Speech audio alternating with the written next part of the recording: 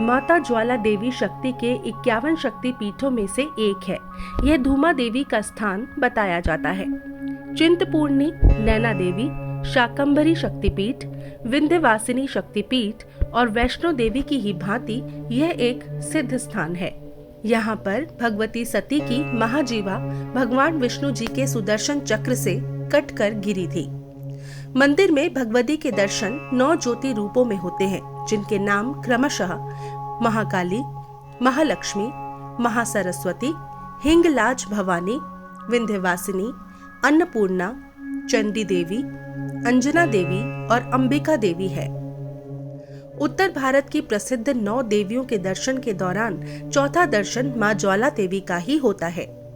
पौराणिक मान्यताओं के अनुसार इस स्थान पर माता सती की जीभ गिरी थी।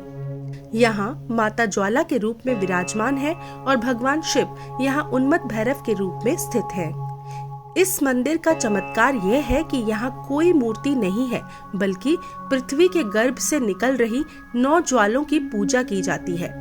ये ज्वालाएं बिना किसी तेल या बाती के सदियों से प्राकृतिक रूप से इस मंदिर में जल रही हैं। इन 9 ज्वालाओं को मां भगवती के 9 स्वरूपों का प्रतीक माना जाता है।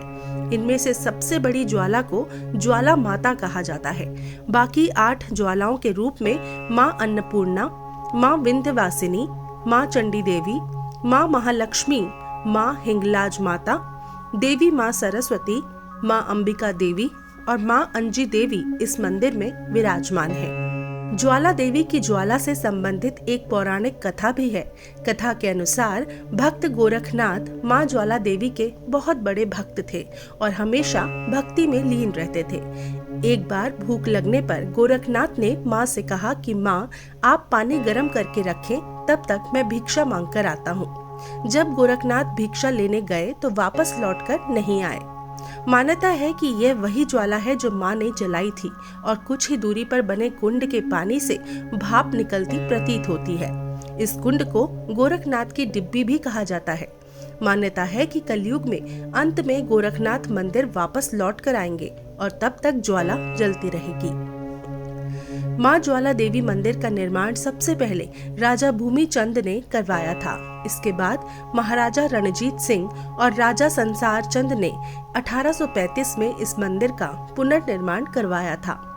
ऐसा कहा जाता है कि आजादी के बाद भी कई वैज्ञानिकों ने इस मंदिर की ज्वाला की पता लगाने की कोशिश की थी, लेकिन उन्हें ज्वाला कहां से आ रही है इसकी जानकारी नहीं मिली।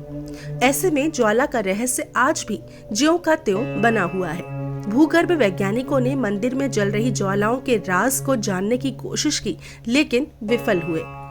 इतने सालों के बाद आज भी मंदिर के आसपास के इलाकों को कई किलोमीटर तक खोदा जा रहा है, लेकिन तेल या नेचुरल गैस का कोई पता नहीं चल पा रहा है। बादशाह अकबर ने मंदिर की ज्वाला के बारे में सुना तो उसने अपनी सेना बुलाकर इस ज्वाला को बुझाने के लिए कई बार कोशिश की, लेकिन कोई भी मंदिर की ज्वालाओं को बुझा नहीं पाया। फिर उसने नहर तक की खुदाई करवाने की कोशिश की, लेकिन नाकामयाब रहा। नहर मंदिर की बाईं ओर देखने को मिल जाएगी। बाद में वह मां के इस चमत्कार को देखकर नतमस्तक हो गया और 1.25 मन के सोने का छत्र चढ़ाने पहुंचा, लेकिन माता ने उसे स्वीकार नहीं किया और वह गिरकर किसी अन्य धातु में बदल गया। यह धातु कौन सा है, आज तक इसका पता नहीं चल पाया। इस घटना के बाद देवी में उनका विश्वास और अधिक मजबूत हुआ। आध्यात्मिक शांति के लिए हजारों तीर्थयात्री साल भर तीर्थ यात्रा पर जाते हैं।